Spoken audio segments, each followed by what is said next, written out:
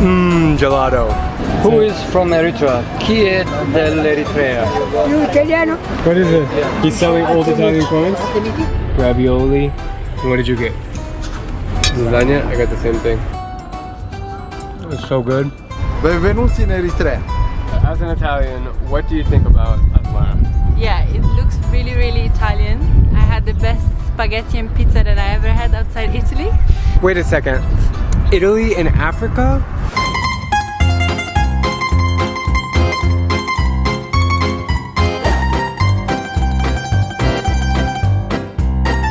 Okay guys, the wait is over. My huge trip to 18 countries in Africa begins now, and I will be on the continent for the rest of the decade. First stop, Eritrea. If you're like me, you're probably scratching your head right now. Perhaps you've heard the name Eritrea before, or maybe you know a thing or two about it. But I bet that many of you have no idea what's happening here, so you're in for a real treat, because this country is as unique as they come. Let's dive right into it. Eritrea is a country smaller than Oklahoma, sitting on the Horn of Africa, bordering Sudan, Ethiopia, Djibouti, and the Red Sea, not far away from Yemen. About 5 million people call this land home, which gained independence from Ethiopia on the exact day I was born, May 24th, 1991. So where does Italy fit into the picture? Let's rewind the clock back to the year 1882. The Italians rolled up on the shore and formed small settlements in Eritrea. As more Italians came, more roads and buildings were built, turning the capital of Asmara into one of the most charming towns in Africa. This is the main boulevard here, Liberation Avenue.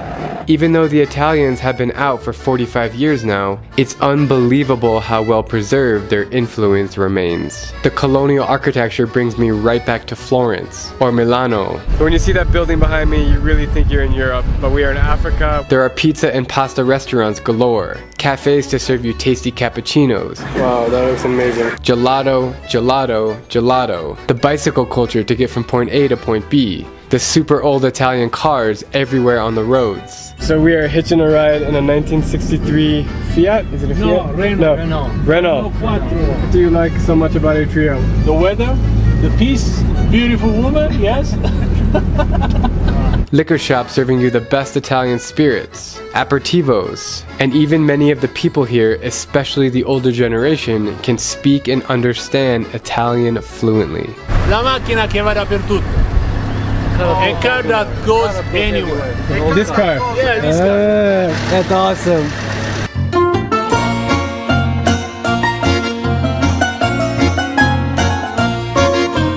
Eritrea feels like you've stepped back in time, back 30 or 40 years, because here, time just stands still. Salam. How are you?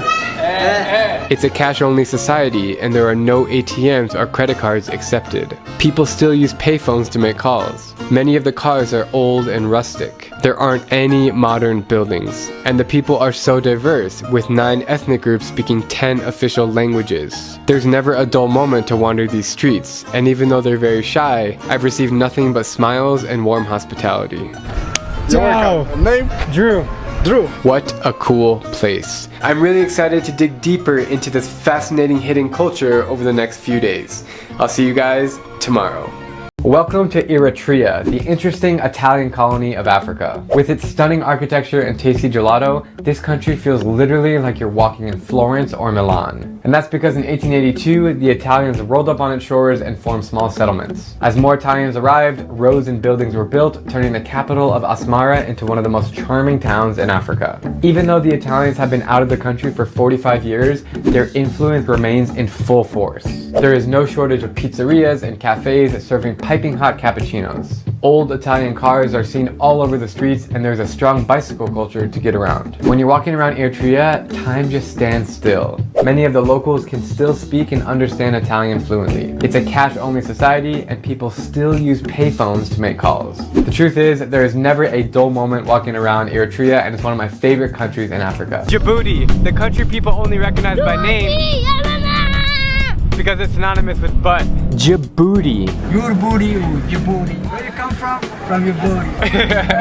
It's a tiny country, no bigger than New Jersey, that sits on the Horn of Africa along one of the world's most important waterways, the Red Sea. Djibouti! Can you tell I like saying the name? But what is this country all about? What is happening in this mysterious land? I'm just as curious as you are to find out. So I booked a few nights here to discover my 132nd country. Djibouti! This video is about my honest interpretations, realizations, and experiences in Djibouti. First impressions? French, Arabic, and more French. The capital, Djibouti City, has retained all of its French influence after being colonized by France in the 19th century. Everything feels like France. Like these baguettes, cheese, wine, the street names. Look, it's Marcel Street. The locals mostly speak French, but also Arabic and English, kind of like Morocco. Djibouti is a good country. I quickly learned that Djibouti is not a touristy place at all, but for some strange reason, it has the most intense security I've ever seen. In the airport, on the street, in the mall, you are always being watched. You cannot walk one block in Djibouti without an intimidating armed policeman staring at you from head to toe. In fact, the security is so tight and uncomfortable. So I'm filming part of this video on my phone because I've already been stopped twice by the police for using my camera. What's even crazier for a non-touristic country is the very steep prices. Djibouti is the most expensive country I've visited in Africa, and the top 5 most expensive in the world. It's the most expensive country in Africa. My visa cost $90 to get in. The cheapest private room I could find online yesterday was $105 a night in Djibouti.